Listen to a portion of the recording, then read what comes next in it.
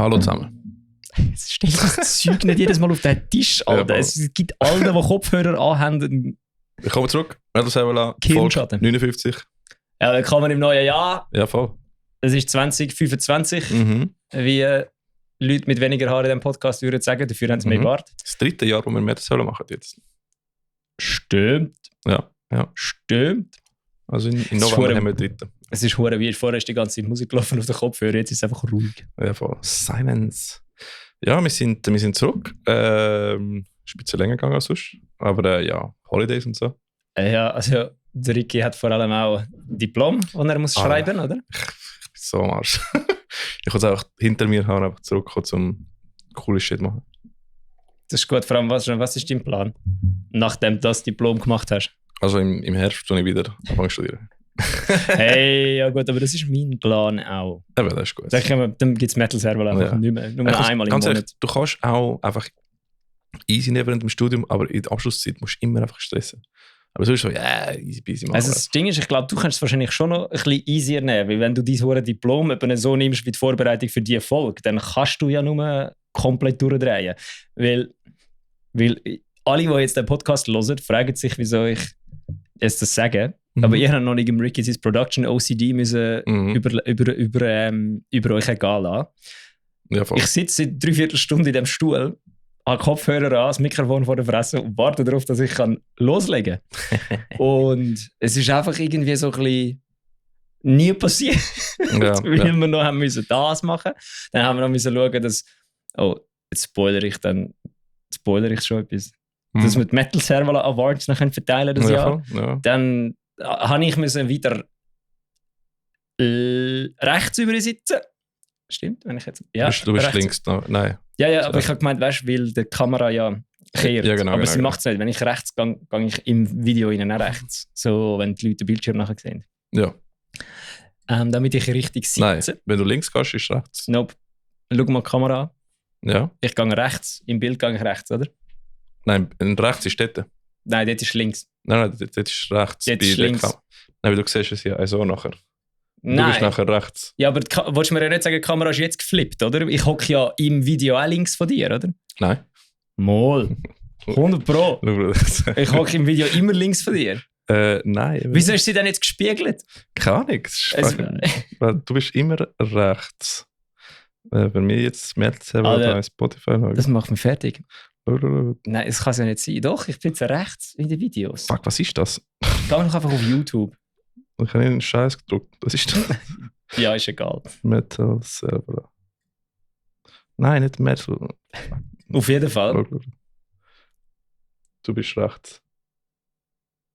Why? Du bist immer rechts. Ja, aber wieso ist sie denn da jetzt gespiegelt? Keine Ahnung. Das fucking Kamera so funktioniert. I don't know. Wieso? Why? Keine Ahnung, wie es gespielt ist. Gibt es vielleicht eine Funktion? Die, die jetzt den Videopodcast schauen, fühlen sich das erste Mal von uns so richtig wertgeschätzt, weil wir in die Kamera reingeschaut haben die ganze Zeit. Noch nie haben wir so viele Ich bin Kameras immer links, du bist immer rechts. Entgegen unseren politischen Meinungen Ja, sind wir Mann. da völlig anders schon sitzen, hä? Du alter Nazi. Ja, voll. Ja, nein. Ja, aber diesmal ist der Brian nicht dabei. Der Brian wird nicht immer dabei sein. Er kommt damals, wenn er Zeit hat von seinen so vielen Sidequests. Brian hat noch mehr Stimmt. Sidequests wie ich. Stimmt. Mir ist gerade noch etwas eingefallen, Aha. was ich mir nicht aufgeschrieben habe. Tatsächlich. Ja. Jawohl. Ja, das ist so. gut. What the fuck? Voll. Genau, ne? Und ja. Wir müssen wieder anfangen, alle 2 Wochen wirklich einen Podcast aufnehmen, weil wir kommen Voll. jetzt schon wieder nicht mehr raus. Wir wissen nicht mehr, was wir sagen sollen. Wir haben, glaube ich, Das ist die Metal Servola wir haben Folge auch dieses das Jahr. letzte Mal eine normale Folge gemacht, irgendwie im Oktober. Nein, echt? Weil wir haben ja ICU Festival gemacht, nachher noch mit Im dem November Brian. gewesen. Ja. Weil eben, seit November bin ich an Diplomarbeit dran. Seitdem bin ich mega im Stress. Und deswegen, und halt Taoist-Shit machen wir trotzdem, oder? Und dann, Ja, das sollte man mal ein bisschen runterfahren. Das ist nimmt wirklich... schon das- fucking Zeit. Junge, ich habe es ohne Scheiß gerade... Vorher bin ich ins Gym Mhm. und habe mein normales Training gemacht und jetzt tut mir das rechte Handgelenk weh. Ja. Und ich habe fast Vermutung, dass das damit zusammenhängt, dass ich die also die sehr geilen Taoist-Songs einfach ein bisschen zu viel haben müssen über die letzten paar Wochen. Du musst die Handelübung mit machen, die ich für Klettern brauche, um den Handgelenk trainieren. Also mein Handgelenk ist einfach stabil. Ja. Ich glaube, es ist einfach überbeansprucht. Ja, Also wenn musst. ich jetzt noch mehr Handgelenk trainiere, habe ich das Gefühl, kommt es nicht gut. Nein, aber, Und nein, Niki, ich bin nicht am Wichsen die ganze Zeit. Das ist das, was du jetzt wahrscheinlich wieder denkst. wahrscheinlich, ja. Ich liebe dich trotzdem. Voll. Nein, aber ja, es läuft mit dem einiges. Aber was haben wir sonst noch gemacht in der Zeit? Da hast du auch mal etwas aufgeschrieben. Ich habe Songs geschrieben für eine Versis. Ja. Weil vor allem, wir releasen einen Song mit der Versis Jawohl. am Freitag in 5 Tagen. Mhm. Da muss ich auch noch schnell Videos machen dazu. Die habe ich Freitag, nämlich der 24. 24. Ja, am Alright. Tag vor unserem Konzert. Mhm. Vor dem Taoist-Konzert. Ist Versus jetzt offiziell zurück von Hibernation Period? Ja, wir sind wie nie, also das Ding ist halt, der Schlagzeug, der Domi ist immer noch fort. Der kommt Ist erst, immer noch fort? Ja, der Okay. kommt erst, aber den Song haben wir ja im Sommer schon Ja. aufgenommen. Okay. Den haben wir ja schon länger ready. Den haben wir eigentlich haben wir alle Songs das Jahr releasen und dann haben wir irgendwann gemerkt, so, vielleicht warten wir noch, dann können wir einen Song releasen in dem halben Jahr, wo der Domi nicht rum ist, damit wir dann irgendwie die Zeit können überbrücken. Mhm. Und dann haben wir ihn Ende Jahr releasen und dann ist dort irgendwie ist nie dazu gekommen. Frag mich nicht wieso. Und dann haben wir gesagt, wir releasen den jetzt halt Okay. über Weihnachten Neujahr. Und dann haben wir das Gefühl gehabt, halt, nein, das machen wir nicht, weil über Weihnachten Neujahr Songs releasen für einen Das Arsch ist eine ist. schlechte Idee. Ist, ja. Und ja, mir ist noch mal ein Highlight vom Jahr 2024 in den Sinn gekommen. Mhm. Ich glaube, wir haben gar nicht erwähnt. Haben wir DJ. überhaupt Highlights von letztes Ja, Jahr? wir haben es mit dem Brian mal kurz Schon ein bisschen, zurückgegeben. Und ein Highlight ist natürlich sicher das DJ gewesen, aber das wirklich absolute Highlight. Mhm. Das absolute Highlight ist die Masterclass im Backstage vom Gaswerk Winterthur gewesen, wo Mitglieder von Fearlab, Sons of Coherence und nochmal einer anderen Band, ich weiß nicht mehr von welcher anderen, wer alles mitgespielt, von wem das die Leute sind, aber einfach von allen Bands, die am Abend gespielt haben, sind irgendwie Leute im Backstage gehockt und haben von der Mick von Expello eine Masterclass bekommen, wie dass man sich um Haar kümmert. So Haarpflege betreibt. Wie der geil. Sanchi und der Yannick von Sons of Coherence. Der Sanchi hat irgendwie generell einfach alle Leute, die irgendwie Vocals machen, hat er so Angewohnheit, dass er die einfach im Backstage immer fragt, was so ihr Prozedere ist vor und nach der Show. Das ist eine gute Idee, ja. Einfach weil es ein Wunder nimmt. Und dann hat er einfach so quasi irgendwie noch alle Langhaarigen angefangen zu fragen, was mit ihren das mit ihren Haaren machen. Und dann hat Mick quasi ihm und uns erklärt, wie dass man richtig seine Haare wäscht und pflegt. Und Ja, wir, sind, das ist super, ja. wir sind alle dort gehockt so, jawohl, das Wichtigste, was ich das Jahr gelernt habe. Ja, das Steht ist sehr wichtig, ja. Das war fucking funny gewesen. Ja, das ist mir letztes Jahr in den Sinn gekommen. Habe ich leider verpasst. Wäre eine wertvolle Information gewesen für mich. Ja, wo bist denn du gewesen schon wieder? Deutschland. Du bist in Deutschland gewesen. Du bist bei deinem Bruder gewesen. Tatsächlich. Wir waren am Bouldern gewesen. Ja. Das war sehr funny gewesen. Das ist wirklich sehr funny gewesen, das Konzert. Dort bin ich noch zuparkiert worden vom Sanchi. Mhm. Sie sind am Spielen gewesen und ich irgendwie heim müssen, weil meine okay. Sag mal, das ist irgendwas anderes vorgenommen. Ja. Prima. Ich bin einfach früher heim müssen, kurz vor die letzte Band fertig war. Und dann habe ich so gesehen, Scheiße, der Sanchi von Sons of Coherence hat mich einparkiert. Und er spielt jetzt gerade. Oh shit. Und dann habe ich mein Auto so hure mühsam rausparkieren, aber es hat dann geklappt. Alright. Ja. Dann nach dem letzten Konzert, nach dem letzten Mal Podcast aufnehmen, ist ja der Brian noch bei uns gewesen. Wir sind ja nachher zusammen das Kate Effect, Pollen, Atropos und Mycelia-Konzert gefahren. Ist 30. Ist irgendwie Nein, das war am 28.12. 28. Ja, stimmt. Das ist sehr geil gewesen. Dort haben wir sehr viel gemacht, sehr viel geschnorrt, sehr viele gute Bands gesehen. Atropos is back. Atropos ist back, Mycelia ist auch back, oder? Sind auch back für ein Zeitchen. Also sind nach 5 Jahren nicht rum gewesen. Egal. Stimmt, 5 Jahre. Fucking bro. Nein, Atropos sind 5 Jahre nicht mehr auf der Bühne gewesen. Mycelia auch. Mycelia etwa gleich oder länger. Sie haben beide gesagt, sie sind 5 Jahre nicht mehr auf der Bühne gewesen. Beide? Okay. Ja. Das ist schon krass, ja. Ja. Das war schon gut gewesen. Das war gut gewesen, ja. Das hat fetzt, Alter. Das war voll geil gewesen. Der Lucky von Kate Effect hat mich und der Ricky die ganze Zeit gemobbt während dem Set. Das war sehr lustig gewesen. Also der Lucky einfach Doppelset gemacht. Stimmt, er ist der Sänger von Mycelia gewesen. Und Kate Effect. Und Sänger von Kate Effect. Und wahrscheinlich hätte er auch noch Bass gespielt bei allen anderen Bands. Ja. Wenn er hätte können. Ja. Ja, dann musst Ja, die du anderen haben ja keinen Bassist. meine oder? Schuhe ausziehen. Nein, Porn hat Hey, doch, ich habe das keine ist- Ahnung, ob die haben sicher alle einen Bassist gehabt. Was ich auf jeden Fall sehr lustig, Atrobass habe ich keinen gehabt. Mhm. Atrobass. Die brauchen einen Bassist, den Atrobass. Anyway, ich glaube, den Witz habe ich sogar vom Lucky geklaut. So, Nein, keine Frage, die haben auch keinen Bassist, oder? die haben auch keinen Bassist, ja, Eben. stimmt. Ich glaube, Polen sind die einzigen mit dem Bass gewesen. Nein, und Massilia Nein, hat schon einen Massili hat auch einen Bassist. Bassist gehabt. Ja, voll, das ist der gewesen. Ja. Was ich auf jeden Fall herausgefunden habe, Strandberg sind die neue Strat. Mhm. Anscheinend brauchst du eine Strandberg-Gitarre, um modernen Metal zu spielen. Ja, wenn du Gent spielst, unbedingt. Auch sonst, das geht nicht ohne. Alle haben Ich habe meistens bei Gent-Bands gesehen. Strandbergs gehabt. Und das war keine von denen eine Gent-Band, oder? Okay, ja, stimmt. Oder? Ja. Weil ich bin bei keiner Band rausgelaufen und habe gedacht, fuck this. Mhm. Ja. Aber Prog hat Schon ein auch, bisschen Proggy, ja. Progi hat auch Strandberg-Gitarren. Und dann habe ich mich mit habe ich mal Videos geschaut über Strandberg-Gitarren. Das hast du mir geschickt, ja. Ich wollte auch eine. Ja, das ist schon. Aber wie viel Das kostet ist das? Ist schon teuer, oder? Alter, die günstigste kostet 1800. Jesus. Das ist die Billigversion. Also nicht billig, aber es gibt keine Billigversion von Strandberg, aber das ist die Eco-Version quasi. Nein, meine Gitarre kostet keine mehr als 1000 Stutz. Nein, außer deine. Deine PRS hat PRS. ganz sicher mehr als 1000 Stutz gekostet. Ja, das stimmt. Ja, meine einzige, die so viel kostet, ist die Ibanez, die ich im Studio brauche. Mm. Die ist aber wirklich sick. Ja. Und die Yamaha hätte auch 1200 Stutz Wenn gekostet, die neu wäre, oder? wenn sie neu wäre. Mhm. Aber die hat im Jahr 2002 1200 Stutz gekostet. Das heisst, wenn du das jetzt würdest aufrechnen... Inflation. Nein, oder? nicht nur Inflation, einfach generell, wie viele so eine Gitarre... Mhm. Früher ist ja 1200 Stutz. Bei 1500. Nein, das sind ja 1200... Wenn du früher für 1200 Stutz eine Gitarre gekauft hast, ist es ja nicht einfach eine Gitarre gewesen, wie jetzt für 1200 Stutz. Das ist ein Aha. Premium-Instrument. Du meinst nicht nur den Wechsel vom Value vom Geld, sondern auch Nein, sondern auch von der Ja, Dings ja. her, was so die Sprungart ist. Weil eine 1200 Stutz Gitarre vor 20 Jahren wäre heutzutage teurer, rein vom, was früher möglich war von der Technik her. Weißt du, wie ich Nicht meine? umgekehrt. Es wäre nicht günstiger, wenn du es jetzt vergleichst. Ja, nein, es war ja früher schon eine teure Gitarre gewesen. Also wird sie noch teurer. Aber der Ja, aber weißt, die wenn du- Qualitäts-Preis-Ratio ist ja abgegangen, Ja, oder? aber die bekommst- Qualitäts-Preis-Ratio das ist bekommst viel- abgegangen. Aber das Ding ist, Mhm. Ibanez, weißt du, so, wenn sie würdest einquartieren, meine Ibanez Premium hat vor 10 Jahren irgendwie 1200 Stutz gekostet. Mhm. Und die Ibanez Premiums sind jetzt immer noch so teuer oder teurer, aber Mhm. dafür sind es auch viel mehr fancy geworden und die unten dran sind näher an die Premiums an, aber günstiger geworden. Weißt du, was ich meine? okay, ja.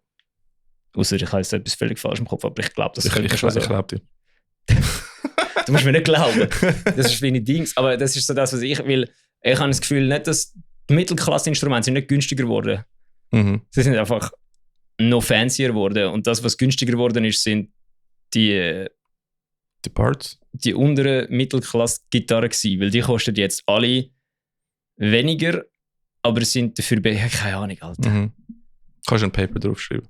Nein, mache ich sicher nicht. Alter. Habe ich absolut keine Zeit dafür. Mhm. Keine Nerven dafür. Ja. Nein, aber eben, das Konzert war cool gewesen. Porn habe ich zum ersten Mal gesehen.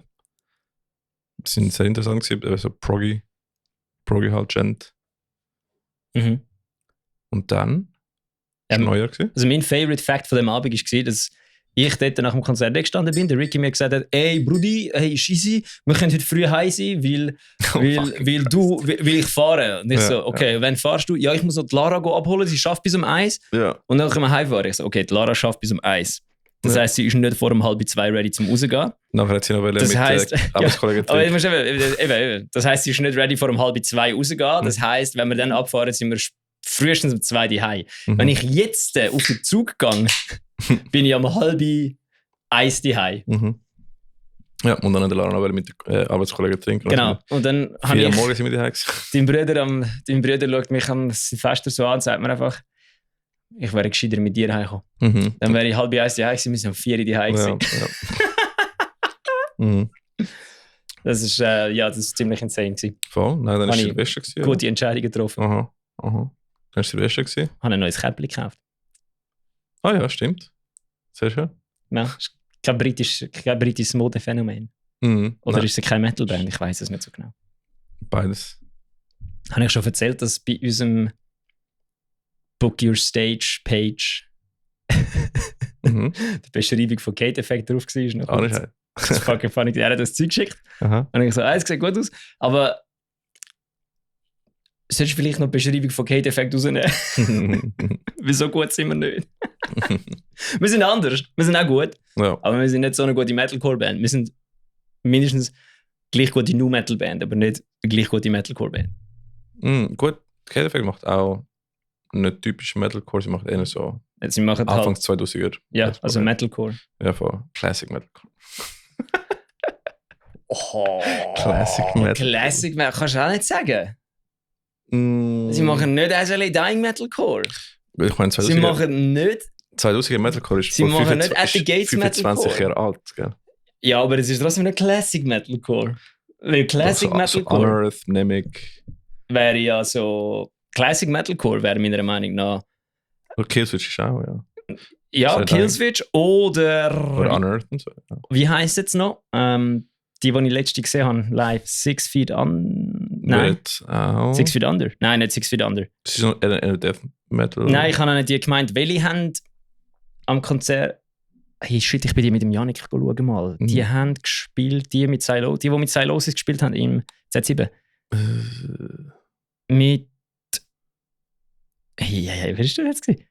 Mit Silosis. Fit for an Autopsy ist der gewesen, aber die sind es nicht Ja, die gewesen. sind jüngere. Darkest Hour. Ja, Darkest Hour, ja. So, das ist so Classic Metalcore. Schon ein bisschen. Bullet from a Valentine. Auch, ja. Ja. Habe ich das Video geschickt mit Bullet und Trivium am Tisch mal reden? Ja, du hast mir geschickt, ich habe es aber noch nicht schauen. Ja, das ist sehr interessant gewesen. Voll. Ich habe heute auch den Podcast geschaut von Craig, vom The Downbeat Podcast mit dem Gitarrist von Sum 41. Und ich habe es absolut insane So gefunden, wie oft die Band so kurz am Tod vorbeigegangen ist. Ja. Als Band. Weil sie irgendwie im Kongo hängen geblieben sind und Aha. dann weil sie dort irgendwie auf einer Friedensmission sind und dann ist plötzlich aufs Hotel geschossen worden und dann ist irgendwie ein Friedensbeauftragter von der UN gekommen und hat sie irgendwie rausgeholt und in der Nacht, wo sie rausgeholt worden sind, später ist nach das Hotel verbombt worden. Ja. Oder dass sie hätten müssen, dass sie in einem Hotel gewesen wären, wo davor eine Bombe explodiert ist, eine grosse, und sie nur nicht im Hotel waren zu dem Zeitpunkt, weil ihre Gitarrentechniker Weed dabei gehabt an der Grenze und die um 3 Stunden zu spät gekommen sind. Ja. Oder dass sie einen Song mit Tenacious D, dass sie eigentlich hätten müssen von LA irgendwo hinfliegen, zum einen Pressetermin machen, aber sie dann gesagt haben, fuck this, wir machen nicht den Pressetermin, wir nehmen jetzt einen Song mit Tenacious D auf.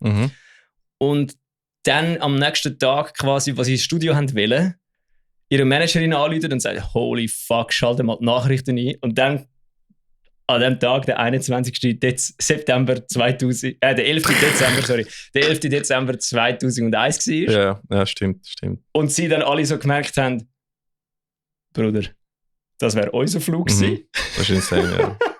So, das ist, die Band hat... Aber was mich immer noch am meisten gefällt von dem Podcast, ist die Reaktion von seinen alten Death Metal Bandmitgliedern, wo quasi, er hat ihn nach keine 10, 15 Jahren oder so wieder mal gesehen, so, hey, wie geht's und so, läuft und so. You've changed, und er so wie, you've changed, brother. So, bist ein Poser geworden mit deiner Sum 41 Band. Spielst nicht mehr True Death Metal. Der Mike hat mir gestern geschrieben, einer in der Box Davos hat ein T-Shirt da, wo drauf steht, fuck Sum 41. Was ich auch sehr geil finde. Lol. Ah, fuck. Na, das ist cool. Ja, apart from that. Ricky hat das erste Mal in seinem Leben Schweizer Kultur gesehen. Er ist mich auch mit dem Brian und mir Hockey schauen. Ja. Leute, die Metal Serval auf Instagram folgen, haben das eventuell gesehen. Brian ist ja Stadionsprecher vom EHC Kloten. Sind Sie jetzt schon auf Brian? Und Brian hat einfach, er ist einfach im Stadion am Rumrufen mit dem Mikrofon. Und nachher beim Penguin am Laufen im Eis, das ist funny. Er hat sogar einmal Yeah gesagt. Ja. Das ist so geil gewesen. Das war funny gewesen. Nein, also wirklich eine neue Experience gewesen. Noch nie bin ich in einem Eishockey-Match gewesen. Zum ersten Mal mit dem Brian und Bella. Das ist wirklich lustig. Sind so deine Key Takeaways von dem? Muss man 18 Schichten Kleider anhaben? Nein, also ich habe schon ein bisschen overdressed. Also mit... eigentlich ja, voll. Also ich habe wie viel... Also ich habe ein Unterliebli gehabt, du hast sicher 4 Schichten Unterhosen genau. Ich habe lange Unterhosen gehabt. Oder nein, ich habe meine Thermal-Hosen gehabt, die schon doppelt geschichtet sind. Also es ist quasi der untere Dings einfach auf die Hose. Ah. Genau, Thermalhose. Ich habe ein Unterliebli gehabt, T-Shirt, Pulli, Weste, Jacke. Mhm. Ich habe noch die russische Mütze, die ich von dir bekommen habe. Stimmt, ja. Und das Gute ist, die hat auch als Gehörschutz agiert. Also das war top gewesen. Das war schon recht laut gewesen. Also das habe ich auch gesagt. So, es ist mir Wunder im Fall, weil ich bin ja Eishockey-Match gewesen. Ich bin in einer Drum-and-Bass-Party gewesen. Und es ist immer sicher lauter als 100 dB gewesen. Und ich so, warum machen sie so viel Stress mit Metal-Bands oder Rock-Bands? Sie machen nicht nur bei Metal-Bands Stress bei Konzerten. Ja, Veranstaltungen, wo von einer Bühne aus Musik läuft, ist generell 100 Dezibel. Ja, aber wir müssen einfach nicht mal... wo war das gewesen? Ist im Gasberg Winterthur die Halle da hinter dem Bahnhof? Nein. Ist andere gewesen. Wo ich schon an Bass Party war. Das ist Salzhaus. Das ist fucking laut as fuck, Mann. Also keine Ahnung, wie sie das geschafft haben, dass die Polizei nicht gekommen ist. Das war so laut gewesen. Das ist Winti. Fucking Winti. Wir müssen Winti spielen. Aber ja. Niemand interessiert sich in Winti. Mhm. Ja, das Ding ist eben, es kommt, glaube ich, einfach, es ist, glaube ich, bei Partys einfach so ein bisschen wie egal. Ja, gell. Weil dort niemand das Gefühl hat, es ist zu laut. Mhm. Es ist einfach immer laut, wie Sau. Ich bin noch nie an einer Party gewesen, wo du dich hast können unterhalten drin. Mhm. Du musst immer anschreien. Dann kaufen euch Gehörschutz und nehmen sie immer mit. Das ist nämlich wichtig. Brudi, was machst du? Kann ich etwas da. Okay. Der Ricky hat dann, by the way, auch noch seine Winterstiefel angehabt und ein paar Händchen, die fetter sind, wie alle Händchen, die ich jemals zum Snowboarden anhabe. Ja, Schneehändchen mitgebracht. Ich habe, wenn es draußen minus 20 Grad ist, nicht mal so fette Händchen an, wie der Ricky in sein Hockey-Stadion mitgenommen hat. Ja, ich habe einfach nicht gewusst, was auf mich zukommt. Und anstatt auf mich und den Mike zu hören, hat er das Gefühl gehabt, er lässt mal auf seinen peruanischen Instinkt, wo wahrscheinlich korrekt gewesen wäre, wenn wir am Arosa Classic gewesen wären oder irgendetwas, wo wir vorausgestanden wären bei minus 20 Grad. Aber in so einem Hockeystadion ist halt immer auch so 15 bis 20 Grad. Ja, eher zwischen 14 und 17. Ja, ist gut. Ja, aber es war lustig gewesen. Also, würde ich sicher wieder machen. Und wie teuer ist das, wo hast du? Gell, was kostet der Standard? 30 Stutz Stehplatz. Früher haben wir noch 15 gezahlt. Das ist schon krass, ja. Gut, was ist für ein Cheeseburger gewesen, Mac? Boah, hör auf, fang nicht an mit dem. Junge, das macht mich so fertig. Fuck, wisst ihr, Cheeseburger, du hast früher 4 fucking Cheeseburger bekommen für 10 Stutz. 4 Jetzt kostet ein gottverdammter Cheeseburger 3 Franken. Ich freue mich schon. The fuck happened? Da muss ich schon sagen, ich habe sehr Vorfreude auf den einen Matchbox Whisper Song, der irgendwie so ist. Also sorry, aber was soll das? Fucking 3 Stutz für einen Cheeseburger? Ist es überhaupt 3 Stutz oder ist es mittlerweile sogar mehr? Ich muss das gerade googlen. Cheeseburger ist schon bei 3,50. Hey, ein Cheeseburger ist so teuer geworden in McDonald's. McDonald's Cheeseburger. Und von Burger King fangen wir gar nicht an, Alter. Also das ist ja wirklich, das ist ja jenseits. Jetzt hast du 18 Stutz für so einen Drecksburger, Alter. Weil letztens, wo wir am Fahren sind, als Konzert mit dem Brian und Santi. Santi, ich habe gesagt, ja, kauf mir einfach mal 4 Cheeseburger oder so. Und der Bruder hat nachher den Preis gesehen, der Bruder wohnt in Deutschland. Und dann hat er so verglichen. Also, Bruder, was habe ich so viel gezahlt für scheiß Cheeseburger? Ja, gut, aber Cheeseburger im McDonald's sind Cheeseburger. Ah, das ist im Burger King, stimmt. Wir sind im Burger King, nicht im McDonald's. Jetzt sind sie auch sauteuer. Jetzt steht nicht mal mit dem Preis da. Ihr gottverdammte Huren Wichsers, Alter. Damit man nicht mehr weiss, wie viel es kostet. Ja. Hey, aber sorry, Cheeseburger, McDonald's Preis, das geht gar nicht. Da siehst du die Inflation. Da siehst du es mal. Und das Ding ist, unsere Löhne steigen trotzdem nicht. Von dem her, hört Rage Against the Machine, reisset den scheiß Staat oben runter und beginnt Arbeitszeitbetrug, wenn ihr könnt. Ja, voll. Alright. Nein, aber dann, was war ich gesehen? Hör mal auf, das Zeug auf den Tisch rühren. Du wachst mir voll langsam hässig da. Die ganze Zeit bist du alles am Preparen und am schauen, dass der Sound möglichst gut ist und dann machst du die ganze Zeit so.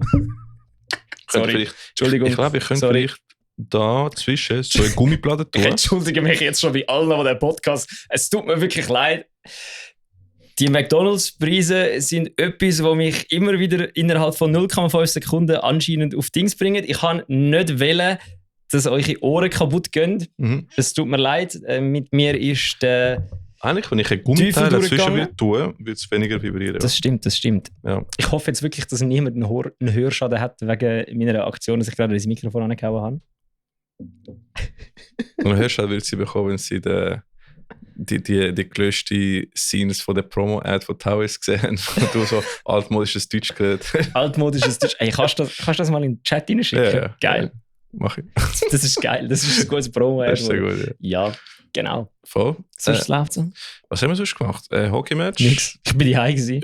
Ich bin Arbeit am Schreiben, Programmieren, that's it. Ich bin froh, wenn der Scheiß fertig ist. Tauis haben wir einen neuen Song rausgebracht, stimmt. Und Casaside, wir spielen nächste Woche ein Konzert, aber dazu kommen wir ja nachher. Vorher dann schauen wir mal News, oder was sagst du? Ich weiss nicht, es ist irgendwie so, ja fuck, jetzt ist es auch schon 26 Minuten, wo wir am Schnurren sind, von dem her go. Alright, ja, druck. Haben wir News? Oder wenn wir jetzt Dings machen? Wir können, Awards. okay, ja, fuck it, ja, dem Fall. Die könnten wir jetzt ja machen. Alright, oder? ja. Dann machen wir Musiker-Tinder, weil wir haben keine Awards-Musik. Ja, mach einfach für die Awards unser Intro. Alright, machen wir Metal Samuel Awards 2023. Genau. 24, fuck. Ladies und Gentlemen.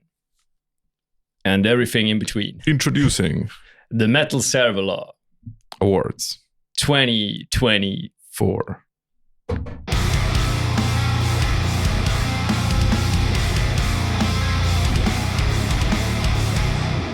Ich habe vorher 2023 gesagt. Also, das Jahr machen wir es nicht mehr so insane wie letztes Mal, dass wir 15'000 Kategorien haben. Ja, voll. Es gibt nur noch einen Award für den Release of the Year das Jahr, weil durch das, dass der Ricky seine Arbeit schreibt und wir generell ein bisschen mehr zu tun haben wir nicht mehr können. Oder wir hätten wahrscheinlich schon können, wir haben einfach nicht wollen, mehr Aufwand betreiben. Nein, ich finde eben, Konzert ist zum Beispiel sehr, ich könnte sagen, es ist eine sehr persönliche Experience. Gut, aber das ist ja ein Release auch. Ja, aber Release können alle noch den Release schauen und alle hören jetzt quasi und sie können es anders interpretieren, aber wenn ich sage, jeder Konzert von denen ist der beste gewesen, aber nur ich bin der gewesen, ist schwierig zu beurteilen. Deswegen finde ich so... Ja, aber das ist ja, um das geht es ja. Darum finde ich, könnten wir das nächste Jahr schon wieder machen. Weil ich finde, das ist ja bei einem Release auch so. Weil, ja logisch, alle können den Release hören, weil er auf Spotify ist, aber es gibt ja auch Best Live Act bei den Metal Hammer Awards. Ja, aber dann...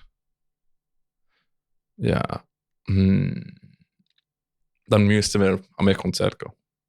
Also ich bin ja fucking 67 letztes Jahr. Ich weiss nicht, was du gemacht hast. Ich bin auch recht viel Konzert. Bist du auch nicht so wenig gewesen? Nein, aber ich finde, keine Ahnung, also irgendwie die... Was haben wir letztes Jahr für Award? Also der Award gibt es das ja nur für den besten Release. Weil der eine, also Best Live Concert zum Beispiel, es ist Hearsay. Oder es ist so wie, ey, ich erzähle dir, was meine Meinung ist zu dem. Ja. Und wenn du Best Release sagst, dann kannst du mindestens den gleichen Datensatz brauchen und den gleichen Song hören. Du kannst auch sonst den gleichen Datensatz brauchen, weil wenn du sagst, was das beste Konzert ist, das du gesehen hast, und ich sage das beste Konzert, das ich gesehen habe, dann stimmt ich sage nicht du und ich, sondern der Zuhörer.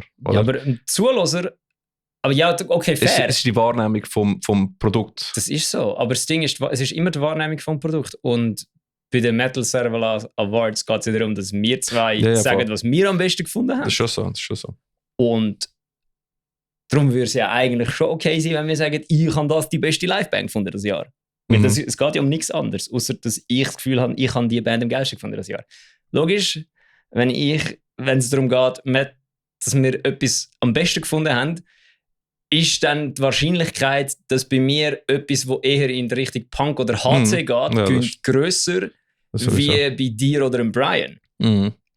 Aber darum haben wir ja 3 Leute. Dann haben alle ein bisschen wie eine Chance. Ja. Also wir könnten nächstes Jahr auch mal Kategorien machen, wo wir dann wirklich alles rausschreiben. Und wir könnten ja jetzt dann jetzt das Jahr, könnten wir ja das Jahr anfangen, um quasi das Jahr aufschreiben. Das Jahr machen wir die und die Kategorie und dann tun wir einfach das ganze Jahr durch das ein bisschen bewirtschaften. Es ist mir wunder, wie das rauskommt mit Pokal machen.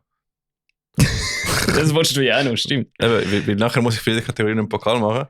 Anyway. Am Schluss geben wir 1000 Stutz im Nein, Pokal aus. dann machen wir halt keinen Pokal mehr. Ich finde, warum ich Pokal wichtig finde, ist, wenn du den Podcast nachher in 20 Jahren hörst oder so. Es ist ganz einfach. Es gibt einen Wanderpokal. Der wird jedes Jahr weitergehen an die nächste Band.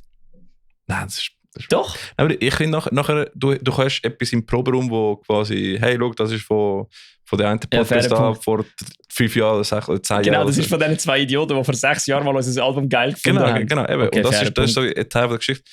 Was ich auch würde machen, ist nebst dem Pokal noch so ein kleines Dings für uns, um einfach die sammeln für jedes Jahr. So wie ein kleiner, nicht ein Pokal, wie heißen die, so, wo kannst du an der Wand hängen?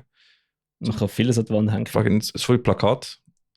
Fucking Zertifikat? Ist so Holz mit Plakette. Metall, wo steht einfach Melzer Awards. Plakette. Ja. Das, was wir können, einen Pokal machen und Plakette, dass wir können auch eine Wand haben mit alle von jedem Jahr. Oder wir machen nur Plakette, dann haben wir Plakette und sie haben Plakette. Vielleicht muss es auch sein, ja. Anyway. Aber wir müssen es gut überlegen. Aber etwas wo nachher bleibt für die Ewigkeit, auch wenn wir gestorben sind. Weißt Ja, du? dann müssen wir aber irgendwie eine Kakerlaken dazu bringen, dass wir sie anmalen mit dem Dings, weil die überleben alles. Ja, das ist gut.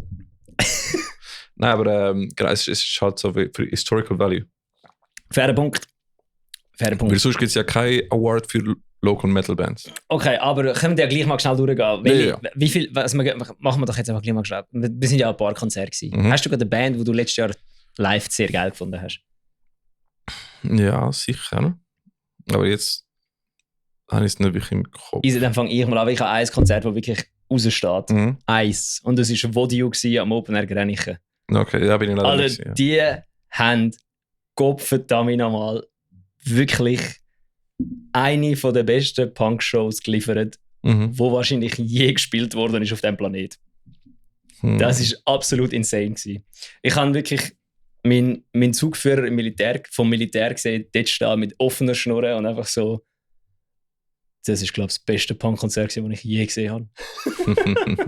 Vor allem das. Mir fällt im Sonst Fall. irgendeine Band, die dich gerade impressed hat? Ich weiß nicht einmal, an welchem Konzert ich mal das Jahr gesehen bin. Ich kann vorher noch eine Story erzählen, dass das Decade-Effekt wir zwei namentlich auf die Bühne geholt worden sind, um einen Song mitzusingen. Nur um dann auf der Bühne merken, dass absolut zero Stage-Monitoring hat und wir auf der Bühne nicht gewusst haben, wo man im Song ist. Und der Luki sich von der Bühne verpisst hat, der Rada sich von der Bühne verpisst hat und einfach niemand uns gesagt hat, wo das man im Song ist. Ja, voll. Das muss ich überlegen. Also ich meine, Also, schon lustig gewesen, wo du mit der Small District gesungen hast. Ja, das die Small District sind einfach cool, sind einfach geil. Sorry, einer der besten Auftritte war auch Whiteout, eurem letzten Auftritt. Ja, das ist auch ganz gut gewesen. Aber eben, das ist so, ich weiß nicht mehr, ich habe es aber nicht mehr im Kopf, ich muss wirklich eine Liste führen. Kein Stress hatten. Aber ja, nein, deswegen, also ich finde, Releases haben wir immer die also es ist so, wir tun immer einen neuen Song in unsere Playlist rein, wenn es rauskommt, wenn wir es sehen. Wenn du denkst, so wie shit, ihr habt wahrscheinlich eure Single gesehen oder die ist in die Playlist rein, schreibt uns, weil dann tun wir es berücksichtigen für nächstes Jahr. Weil dann, ich bin wirklich die ganze fucking Playlist durchgegangen und ich habe jetzt updated und nur Release von 2024 rein da. Und bei jedem einzelnen durchgegangen, um jetzt meine Auswahl machen für Best Release. Wir machen es auch so, wir machen nur ein Best Release, weil Bella hat einen anderen Geschmack als ich. Deswegen machen wir Bellas Pick und Rickys Pick. Wieso gibt es verdammte Schlägerei? Ja, voll. Best Release und eben auch für euch im Fall. Also natürlich fließt euch sein eigener Geschmack in das Ding rein. Deswegen das heisst natürlich, es ist wenn ich einen Pick mache, ist das für mich der beste Release. Dann ist alles scheißegal. Dann kannst du noch so 100'000 Mal besser sein als das Lied, das ich picke. Wenn ich das Lied nicht gut finde, ist das Lied nicht der beste Release. Ich habe mir auch überlegt, irgendwann vielleicht mal einen Community-Pick zu machen, aber nachher kommen die Bands von irgendwie Bots dort schicken zum Voten und auf das habe ich keinen Bock. Von dem her... Ja, wir könnten einfach mal... Wir könnten für das Jahr 2025... Es ist schon das Jahr 2025. Oder weißt du, was wir machen? Wir machen das Jahr. Okay, wir machen jetzt wie richtige Business-Leute. Wir machen eine Community Award-Category, wo nur Patrons wählen können. Ja, aber dann sind... Gut, das sind 10 Leute. 13? Ja, das sind ja schon ein paar. Und für nächstes Jahr komm, wir machen einfach einen Community Award und wenn wir sehen, dass irgendeine Band viel mehr Votes hat, wird sie einfach disqualifiziert. Aber wie tust du nachher beweisen, dass es Bots sind? Also wenn eine Band 500 hat und alle anderen Bands 20. Aber ich weiß vielleicht, ich meine, wenn Xonor plötzlich mega hoch wäre, ich weiß, wie sie die fucking Goons geschickt haben und das ist valid. Man macht es anders. Ja. Man findet das jetzt nicht raus, man findet, irgendwie machen wir das. Aber das wären mal Gedanken, die wir können machen. Ja. Oder weißt du, was Grammys machen? Nein. Sie wählen Leute aus, die nachher entweder Musiker oder Producer sind. Nicht Musiker. Aber wir können einfach machen, dass Musiker eine Wahl machen und sie können nicht ihre eigenen Bands wählen. Und wir sagen jetzt so, wie kann ich, von all den Künstlern, die in der Metal Server Playlist sind, alle bekommen ein Vote und sie können das schreiben mit ihrem Vote, wo nicht ihre eigene Band kann sein. Und aus dem machen wir einen Community Award. Und da weißt du kannst jede Vote zuteilen und sie können jetzt für sich selber voten. Das wäre etwas, oder? Das wäre etwas. Ja, alright. Also das sind mal Ideen für nächstes Jahr. Aber für das Jahr gibt es nur Best Release. Und es gibt Best Release Bellas Pick und Best Release Ricky's Pick. Und wir werden einen physischen Gegenstand haben, um das zu verewigen. Ob es jetzt Plakette oder wie auch immer der Fuck das heisst, oder Pokale sind. Ja. Ich finde immer noch, das hättest einfach einen Serval ansprayen und dann mit der Haarlack einsprayen, dass er nicht kaputt geht. Aber das findest du ja nicht so eine gute Idee. Nein, es soll wirklich etwas Richtiges. Lass mal das hohe Mikrofon in Ruhe, Ricky. Es muss etwas richtig sein, weißt du, wo professionell ist. Kann ich. Weißt du, wie professionell ist ein Serval? Ich spreche. Ja, fairer Punkt. Ja, werden wir es mal machen. Wir müssen jetzt schon lange um den heißen Brei. Voll. Ja, dann fangen wir mal mit. Also, wir haben alle 6 Bands aufgeschrieben. Genau. Und aus diesen 6 kommt gibt dann eine. Ja. Willst du anfangen? Sagst du deinen ersten Pick, dann machen wir einfach, gehen wir den Laien an durch. Du fängst an, ich fange an, du fängst an. Alright. Also, mein erster, sagen wir, Nominee ist Magma Ocean Price of Failure. Voll. Ist eine sehr coole Band. Der Song ist sick. Aber die Vocals von Brudi sind insane. Auch gerade eine neue Band dieses Jahr, die aus der Asche von, glaube ich, Molotov Strain rausgekommen ist. Und mit dem Sänger von Omesis. Bin ich sehr sick, was sie machen. Wieder so. Und der Song ist einfach, der Chorus ist insane. Ja, der Chorus ist absolut wirklich crazy. Voll. Geil. Mein erster Pick ist die EP Free von No Kings, No Slaves. Die ist wirklich brutal. Ist das hier rausgekommen? Ich habe sie 2-mal live gesehen sogar. Das war gut gewesen. Und es war so gut gewesen, dass am einen Konzert irgendwie jemand, ich weiß nicht mehr, ich glaube die Lexi sogar, mich gefragt hat, wieso dass ich die Songs auswendig kann. Weil ich sie effektiv wirklich gelost habe, die EP. Weil sie ist wirklich gut. Wenn du die noch nicht gelost hast, dann geh jetzt die EP hören oder nachher. Und schreib uns in den Kommentaren von diesem Post, wie gut das die EP ist. Ja. Übrigens, wir unterscheiden nicht zwischen EP, Album oder Single. Ist einfach. Ich habe jetzt halt bei mir halt Singles aufgeschrieben, aber teilweise sind es auch EPs. Also Price of Failure ist Teil von einer 3-Song-EP von Magma Ocean. Ich finde alle geil, aber ich nehme als Referenzpunkt immer eine Single. Weil ich halt als Musiker immer mit einem Song quasi Connection aufbauen. Aha. Sagen wir so. Und ich bin interessant in deine Hände, dass du nicht mehr das Mikrofon anhaust. Jib, Mann. Geil. Alright. Genau. Dann als nächstes von meinen Picks und eben No Kings, No Slaves, den ich leider noch nicht live gesehen habe. Was? Schießt mir richtig an, ja. Nein. Nein, wir haben mit dem Bruder geschnurrt, der ihr im Basel gespielt hat. Stimmt, aber ja. Wir haben noch, ich habe leider noch nicht können live sehen. Unbedingt den Must-Do für das Jahr. Dann definitiv. Hey, Buche Taoist. Jawohl. Der nächste Song von meinen Picks ist von einem Artist, den ich sehr cool finde. Das sind Sin Imperio. Die machen eben Songs auf Spanisch und das ist nice.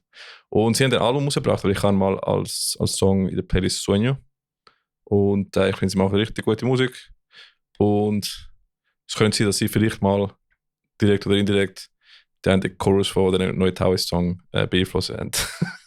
Der Spanisch ist? Nein, der die Chords hat, die du hast. Nein, die finde ich ganz okay. Ich finde, die Chords sind okay. Einfach ein Fuck entwickelt zum Spielen. So schlimm ist es nicht. Ja. Was ich viel mühsamer finde, der Refrain-Chords finde ich okay. Der andere ist viel mühsamer, der blöde, geschissene Quintenakkord. Für mich, das ist sein Imperio-Chorus, wo ich den Song geschrieben habe. Das macht Sinn. Gell? Ja. Oh. Dann, ja, das ist mal von mir, eben das ganze Album hat irgendwie Fuck, jetzt habe ich 8 Songs oder so. 8 Songs oder so, aber ich habe eben So You mal ausgewählt. Over to you. Mir ist gerade auffallen, wenn wir das Mikrofon in der Hand haben, hauen wir weniger das Mikrofon an. Aber die tönen besser. Ja. Ja, nächster Pick von mir ist Change is Law von Atropas. Heißt glaube ich so, nicht Change is the Law, sondern nur Change is Law. Let me check. Atropas, wie ich sie amigs liebevoll nenne, Schweizer Trivium. Und da Trivium gut, Atropas auch gut. Wo ist der? Change is Law, tatsächlich. Yes, der ist geil. Das ist wirklich ein guter Song. Ja, definitiv. Dann, natürlich, unsere Brudis haben wir nicht vergessen. Wir reden von Vicious Rain. Sie haben ein ganzes Album rausgebracht, aber ich habe da den Song Play Pretend ausgewählt. Die haben ist das Album, oder? Ja. Ich glaube, es ist ein Album. Es müsste das Album sein, oder? Rausgebracht, wo einfach Banger nach Banger rausgekommen ist. So richtig top. Die haben wir bald vielleicht mal... übrigens, mal als Vorinfo zu unseren Awards. Warum haben wir nicht Breakdown Sanity, Paleface, Siren Ardor und so? Irgendwann sind sie zu gross für so eine Local Award Show. Und ich glaube, bald ein paar Bands von da müssen wir auch langsam ausschließen, weil die auch recht gross werden. Vicious Rain hat es schwierig nächstes Jahr, ja? Schwierig nächstes Jahr, wir sind jetzt bei 20.000 Monthly Listeners. Irgendwann müssen wir mal einen Cut machen und sagen, Jungs, wir können nicht nachher jedes Jahr Reviews da bringen. Aber ja, Vicious Rain, Play Pretend, recht stark. Das ganze Album ist Bombe. Also, weiter so, Boys. Die sind auch super, die sind auch live super. Ja, habe ich die live gesehen? Ja, ich glaube, letztes Jahr. Das Jahr wahrscheinlich nicht. Nein, das Jahr nicht. Letztes Jahr wahrscheinlich schon. Mit wem haben sie gespielt? Cancel. Nein, du hast sie nicht live gesehen letztes Jahr. Nicht, gell? Mit Cancel haben sie gespielt. Fuck. Ja. Und ich glaube, du hast sie doch irgendwo mal live gesehen. Nein, sie haben mal im Baden gespielt. Sie sind zweimal im Baden gespielt. Wo wir irgendwie Probe hatten oder ich irgendeinen Scheiß hatten. Ja, ist gut möglich. Ja, schade. Nächstes Mal. Muss ich unbedingt. Over to you, Bella. Ja, nächster Pick. Vielleicht auch aus Stockholmsen Gründen. Aber die EP Alien von Fearlab finde ich wirklich sau gut. Und eben, eventuell liegt es daran, dass ich die ein bisschen viel haben müssen hören. Und durch das sind die Songs halt wirklich in meinem Kopf hängen geblieben. Aber sie sind wirklich auch gute Songs. Es ist nicht so, dass ich die jetzt einfach nur aufgeschrieben habe, weil ich ihnen momentan aushelfe, bis sie ein 4. Mitglied gefunden haben. Die EP ist gut. Das ist sehr cool, ja. Ja, definitiv. Dann. Was habe ich noch? Ja, voll. Genau. Mit dieser Band. Es so, als ob wir es nicht ablesen würden. Also, was habe ich noch? So? Mit dieser Band haben wir mal auch schnurren. Und ich höre sie im Fall nicht so oft, aber der Chorus von dem Song ist im Fall, finde ich, insane. Und ich muss ganz ehrlich sagen, also bei mir, was immer bleibt, ist der Chorus, der Hook vom Chorus. Das ist so wie, wenn du einen guten hast, dann hast du meinen Pick gewonnen. Das ist so... Das ist das Wichtigste am Song. Das ist extrem wichtig. Und der, finde ich, bekommt so Gänsehaut ein bisschen. Und das ist Beyond Dystopia mit Child of the Sun. So richtig, ich glaube, ich habe Teil von EP, maybe. Aber ich beziehe mich auf den Song mal gucken. Beyond Dystopia. Und das ist... nein, das ist der Single. So weit. Vielleicht ist es Teil vom neuen Album, who knows. Aber der Song finde ich sehr geil und der Chorus ist einfach tipptopp, super. Over to you. Must Be Wrong, Words Untold. Stabil, Punk, geil. Ja. Einer von den Contenders. Kannst du dann Folge 57? Keine Ahnung, nein. Ich Haben wir die vor? Nein, das ist 57. Das ist nach dem... Hätte ich mal... Das ist vor dem Brian gewesen, 57. Aber ist das nicht ICU Festival? Dann ist es 58, weil der Brian ist 59. Dann ist das Brian ist 58. Ja, dann ist es 57 gewesen. Ist 56? 56? Ja. Ja, ist wie nicht wichtig. Ja, voll. Gar nicht voll 56 vom Metal selber gelassen mit Must Be Wrong. Das war lustig. Sehr gut gewesen, ja. Voll. Dann... lustigerweise, wir haben nochmal einen Künstler, der Per schon gesagt hat. Nein! Ja. Ich habe einfach einen anderen Song. Und zwar, ich habe auch Atropas. Ich habe Dreams of More. Und der Song ist wirklich sehr sick. Und ich habe den Jungs auch gesagt, wo wir sie live gesehen haben, ich habe Gänsehaut bekommen bei diesem Song. Wirklich sau gut gewesen. Und allgemein Tropas sind eine sehr gute Band. Ich sage es nicht nur, weil ich mal dort gespielt habe als Gitarrist. Fuck, stimmt, du hast ja mal Gitarre gespielt. ja. Ich habe von Mahmoud und von den Jungs viel gelernt. Im Fall. Sie sind super Musiker, freut mich mega, dass sie zurück sind. Und der Buri, der neue Gitarrist, ist fucking Maschine. Ich sehe, wenn du bei uns in die Liste kommen für die Picks, musst du einfach irgendwie uns schmieren. Du musst uns einfach als früher mal Musiker haben oder irgendwie jetzt gerade als Aushilfe anfragen. Oder wie der nächste Pick von mir, mich einfach für eine billige Arbeitskraft ausnutzen. Es könnte auch wieder etwas sein, wo Stockholm-Syndrom-mäßig angehaucht ist, aber der Song Black Box von Save Your Last Breath ist letztes Jahr rausgekommen und es ist wirklich ein richtig krasser Song. Und ich habe ihn wirklich nicht nur aufgeschrieben, weil ich die Boys gerne habe, sondern weil der Song ist wirklich brutal gut. Und wie andere Leute auf Instagram geschrieben haben, sind sie eine von den Bands in der Schweiz, die es wirklich einfach richtig macht. Ja, definitiv. Alles. Ihre Musik klatscht, ihr Online-Auftreten ist gut und ihre Professionalität ist live einfach auch absolut insane. Wir sagen jetzt nicht, wie der Dave, unser Drummer bei Towers ist, übrigens. Oh fuck, das ist er ja auch! Junge, wir können das nicht releasen. Nein, das können wir nicht machen. Ja. Das können wir nicht. Das ist, wie heisst es? Wenn ich... Vitamin B nennt sich das. Nein, es ist Nepotism. Das ist Nepotism. Was ist Nepotism? Wenn deine Familie, wenn du als Präsident deine Familie in der Regierung rein tust. Ja, Väterli-Wirtschaft. Vitamin B. Vaterli-Wirtschaft? Väterli-Wirtschaft heisst das auf Schweizerdeutsch. Väterli-Wirtschaft, okay. Vetternwirtschaft. Ja, wir sind Nepotism-Podcast halt. Väterli-Podcast. Das könnte die Vetterli-Folge sein. hätte ich nicht, weil ich habe ursprünglich, wo wir uns mit dem Bella getroffen haben, ich habe irgendwie 12 Songs ausgewählt, weil ich mich nicht entscheiden konnte. Und ich musste Battle of Elimination machen. Und hätte ich das nicht aufgeschrieben, hättest du aufgeschrieben. Ich hätte Save Last Breath, Overthrow. Overthrown? Overthrown. Aber der ist auch gut. Ja, genau. Ich finde den Chorus einfach... Das sind böse Songs. Ich komme auf den verschiedenen Chorus. Voll. Aber es ist schwierig, die Auswahl zu machen, im Fall, muss ich schon sagen.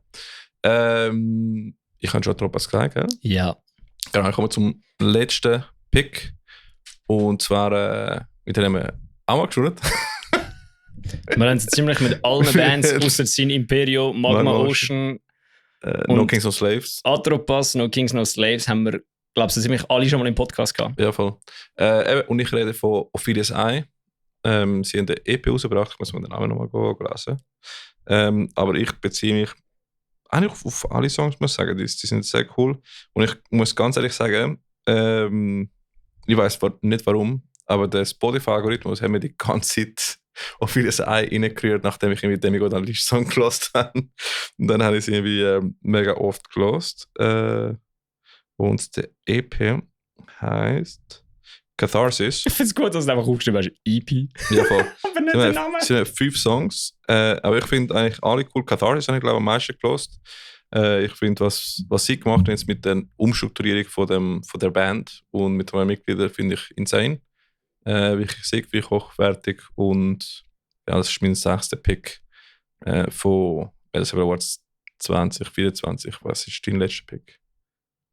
Das ist ein Album. Viele Leute kennen es unter dem Namen A Very Swell Tide Swells oder Swells Tide Well Swells. Ja, A Swelly Time. A Swelly Tide. A Swell Time. Aber es heisst Signals on Swells und es ist von Expello und es ist ein sehr, sehr, sehr gutes Album, das ich öfters schon ganz durchgelost habe. Favorite Song auf dem Album ist Mayfly Lives, der ist richtig gut. Oder Sail On, der ist auch ziemlich geil. Ja, ist auch etwas, das ich mitsingen kann mittlerweile live. Von dem her. Alright. Das heisst etwas. Ich kann glaube eine heisst Pulling on a Heartstring oder so etwas. Yep. Oder? Ja, das ist sehr, sehr cool. Ja. Das ist der erste. Das ist der erste. Wurde peinlich. Sehr gut. Also der erste Song. Ja gut, ein Song gehört, ist gut, das Album ist gut. Also sie haben Phoenix, haben sie den Videoclip rausgebracht, oder? Ja, der ist erst gerade letztes Jahr rausgekommen. Stimmt. Voll, ja. Also wir haben jetzt 6 Picks, jeder. Und jetzt müssen wir den Pick kronen. Okay, machen wir Schere, Stein, Papier, wer sein Winner zuerst sagt. Voll. Mini, Mo. Right. Auf 1. Ist da bei B. Right. Ah, okay. Also, du hast gewonnen, du darfst auswählen, ob du sagen oder ich soll sagen. Right. Ich sag Dine. Ja, Nina, willst du zuerst hören? Oder? Okay, ja, easy. No problem at all. The Metal Server Bella's Pick of the Year 2024 ist Expello! Jawohl! A very swells, tight swells. Ich habe nicht gewusst, was ich drücken soll, darum habe ich jetzt einfach das gedrückt. Irgendwann müsste mal Metal Server Awards Musik machen. Ja, man hätte einfach so irgendeinen Soundeffekt sollen brauchen. Ich mache so ein Wii, so die Leute, die jubeln. Du weißt jetzt ja, was es ist, wegen dem Pfeil, ja, wegen dem MIDI. Sehr gut. Gut. Nein, congratulations. Expello ist Bellas Pick, Bellas Dick Pick 2024. Also Bellas Pick 2024. Ich hatte jetzt den Namen nicht, weil ich Very Swells, Tight Swells gesehen habe. As well. Ich habe es vorher gerade gesagt, Ricky. As Swells. Ja, das Problem ist, ich habe jetzt auch die ganze Zeit Very Swells. Das heißt Signals on Swells. Ich habe immer so gedacht, Very Swell Time. Ist das auch funny. Ja, aber es heißt Signals on Swells. Signals on Swells. Ja, das Album. Voll. Metal Server Bella's Pick of the Year. Ja, sehr gutes Album. Wir sind da an der Plattentafel gewesen. Oder? Du, ja, ich nicht. Ich, stimmt. Ich bin nicht du. Ciao. Ich bin nicht gewesen. Du bist nicht gewesen? Nein. Ah, dann bin ich gewesen. Ja, tatsächlich. I was in the Ferien. Tatsächlich. Ja, es war sehr gut gewesen. Wirklich ein gutes Album. Ist der 3. Album? Keine Ahnung. Das 4. Album? I don't know. Das ist schon nicht eine junge Band, muss man sagen. Die sind ja seit 15 Jahren so unterwegs, oder? Jo. Expello. Oder mehr. Ja, vielleicht. Albums. Sie haben 3. Das ist der 3. Album. Super. Gut. Sehr cool. Hätten wir das erklärt. Voll. Und mein Pick of the Year, Metal Server 2024, Best Release, Ricky's Pick, ist Ophelia's Eye mit Catharsis.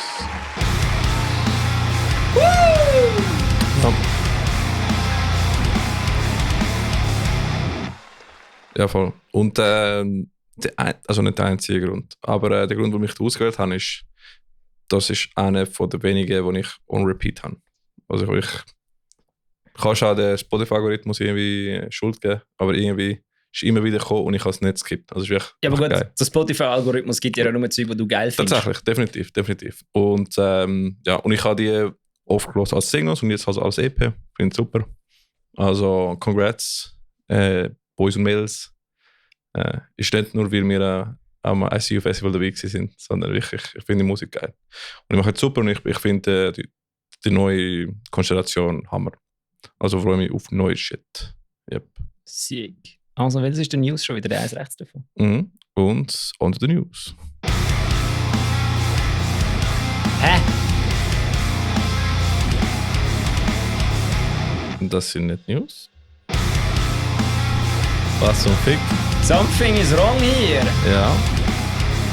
Probier mal den eins rechts davon. Shit, nein, hast du nur das Intro drauf? Ja, egal, in dem Fall. News time. Breaking News. Erste News. Von? Musst du sagen, es wäre peinlich, wenn ich sage. Ja, genau. Everse bringt einen neuen Song raus am Freitag. Der heisst Snafu.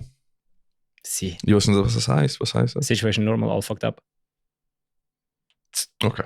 Haben wir ihn schon gezeigt, oder? Stimmt, ja, das ist ein Zeichen. Wie findest du ihn? Das ist cool. Geil. Ja. Freut mich. Ich muss pissen. Bro, zieh mir noch schnell durch, es geht nicht mehr lang. Nein, weil ich muss pissen. Schnell Pause. Ja, ist gut. Mach Pause. Also, red sonst mal mit Nein, ich gehe auch so jetzt. Wenn du schon aufs WC gehst, gehe ich auch. Das können wir eigentlich einfach rausschneiden. Wir können einfach das mit der Pipi-Pause rausschneiden, weil dann, wenn man es gar nicht Menschen nicht weiss, gar niemand, dass wir Pipi-Pause gemacht haben. Ja, voll. Ist sie nicht am Pissen gewesen? Zur News. Voll, genau. Wir haben eine zweite News, oder? Greenfield Band Contest. Kann man sich jetzt anmelden. Und anscheinend steht auch das Datum für das Finale vom Greenfield Band Contest schon. Der 20. März, oder? Finde ich so etwas, ja. Geil. Voll. Dann, wenn ihr euch schon für den Greenfield Band Contest angemeldet habt, wir haben euch auch für den Wacken Metal Battle Contest. Battle Metal Wer Battle? kann es nicht? Das Wacken. The Wacken Metal Battle Der Contest. Wacken Open Aber Air. sie hat irgendwie 7 Konzerte oder so. Ja, das ist ein Arsch. Das ist früher Insane. auch schon so gewesen. Geil. Ja, die geben sich eben Mühe. Ja. Die haben so Vorausscheidungen und dann Finals. Das ist schon Und crazy, ja. das ist richtig krass. Wohl, bewerbt euch. Bin gespannt. Dann, dann ja auch rein da. Bewerben euch fürs Open Air Mettlerfield, Mhm. also fürs Mettlerfield Festival. Sind Auswahlbewerbungsformulare. Ich glaube, am gerne kannst du dich auch noch anmelden. Glaubst ja. Sollte immer noch möglich sein. Mhm. Meldet einfach für alle möglichen Festivals an. Ein paar haben sogar Contests, die ich mitmachen kann. Ich glaube, Riverside und so Zeugs. Riverside Contest ist fertig, Summerside Contest ist auch fertig, das Booking jetzt gerade. Also Okay. nicht das Booking, aber der Contest anmelden. Anmeldeschluss für den okay. Nein, der Anmeldeschluss für den Contest ist schon länger durch, aber Ja. jetzt steht fest, wer die Finalisten sind. Alright, spannend. Voll? Ja, das, wait a minute. Habe ich Releases nicht aufgelistet? Nein, du hast die Releases nicht aufgelistet. Ich habe die sonst in Nein. der Ah, Playlist. Fuck, das habe ich jetzt nur noch. Ricardo, ich muss heim. Ich muss weiß, ins ich weiß. Bett, ich bin alt. Also, warte schon. Metal selber da. Weil ich tue die da am Ist so Schluss. unprofessionell heute. Ja, ich weiß. Ah, ist unglaublich. Du bist zu weit unten, das ist nicht mehr unsere Liste. Doch. Hä? Nein, du hast sie gerade... Da. Ab da. Ja. Genau. Voll. Wie du hast Labyrinth geschrieben. Das habe ich vor 20. Dezember. Release haben wir letztes Mal nicht angeschaut mit dem Brian. Doch, du hast sie gesagt. Alright. Du hast sie gesagt. Der Brian und ich haben beide gesagt, lassen wir es doch aus. Und du so, ich muss das jetzt. Und dann hast du sie einfach abgelesen. Okay, also ab dem habe ich glaube ich. Jawohl. Alright. Genau. Gehen wir zu Releases. Dann. Einerseits haben wir, das ist der Gitarrist von Lunar Vortex. Ich schwöre dir, ich nehme dir dein Handy jetzt Ja. dann weg, im Fall beim nächsten Mal aufnehmen. Nein, aber der Gitarrist von Lunar Vortex hat auch ein Solo-Projekt, heißt Urquillo. Und hat das Album rausgebracht, wo eben auch Sängerin von Lunar Vortex drauf ist. Also, sehr spannend. Check mal ab. Ja. Ich mal den Song Asylum in der Playlist haben. Das ist interessant. Voll. Kannst du den nächsten Release. Ne? Next Release ist Liar Within von Kerberos. Sie haben ein Videoclip dazu gemacht. Haben sie uns auch vorher geschickt. Ist sehr cool. Mhm. Ist ein langer Song. Ich glaube, es sind etwa 6,5 Minuten oder so. Mhm. Das ist so ein bisschen Prog-Elemente. Voll. Dann der nächste Song ist Labyrinth von Save Last Breath. Sie, Siehst du, Dave, wir haben es nicht vergessen. Fika, ausnahmsweise. Haben wir es Ausnahmsweise. nicht vergessen. Voll. Wir haben es sogar zweimal aufgeschrieben. Tatsächlich, ja. Dann, ich finde den Namen sehr lustig. Why Do You Cry? Genau. Von A Lost Game. Ja, ist ein geiler Name, ist aber auch ein geiler Song. Voll. Das ist auch sehr cool. Aber der Bassist, der den Klingsang machen und der hat einen richtig guten Job gemacht. Also Vollgas. Dann The Baron. Nein, The Baron ist ein Song von Anna Makara.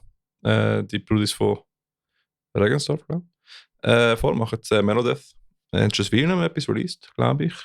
Oder etwas eigenes. Ich glaube, wir sind Cover mal released. Voll, check es mal ab. Yes. Stehst du auf 2012er Metalcore? Dann Let Them All Go Down von Let Me Fall rein, weil der Perfekt. Sie haben ein Videoclip rausgebracht. ja, fühle mich wie ein Teenager, wenn ich das höre. Mhm. Ist geil. Das ist ganz cool. Ja, Sind das noch... die sind auch ein... ja das ist der Let Me Fall. Süddeutschland ist Ja, praktisch Let Me Schweiz. Fall, die sind auch noch Schweiz. Aber Ja, ist noch wenn... schon- wie heißen die anderen, wo wir auch... I Count Your Name. Nein, nicht die. Mayflower. Nein, nicht die. Wer andere von Deutschland? Die, wo wir die ganze Zeit sagen, das sind erst Zürcher Band. Impact of the Year. Ja, Ja, genau. Wenn Impact of Fire auf Schweizer Band ist, dann ist Let Me Fall auch eine Schweizer Band. definitiv. Dann T2B, also The Two Bastards, habe ich herausgefunden, heißen die. Geil. Das ist eben der Gitarrist von Exhortation Reloaded und der Drummer von Emuka. Wo eben der Drummer von Emuka macht die Vocals und ich glaube, der Gitarrist von Emuka ist auch dabei. Stimmt, der Gitarrist. Voll. Und die machen eben The Two Bastards, so High Progressive-mäßig, so Death Metal, Melodeath Bits. Cool Shit. Sie haben Skull Throne released. Können Sie abchecken, haben es gerade rausgebracht. Der nächste Song, der released wurde, ist... Ganz frisch, out of the oven. Vor Können wir gar nicht drüber rausgekommen. reden, wir sind beide in dieser Band. Ja, genau. Ah, fuck. Es ist der Metal Server Side Project Taoist. Cast Aside. Es ist der Spin-off von Metal Server. Spin-off.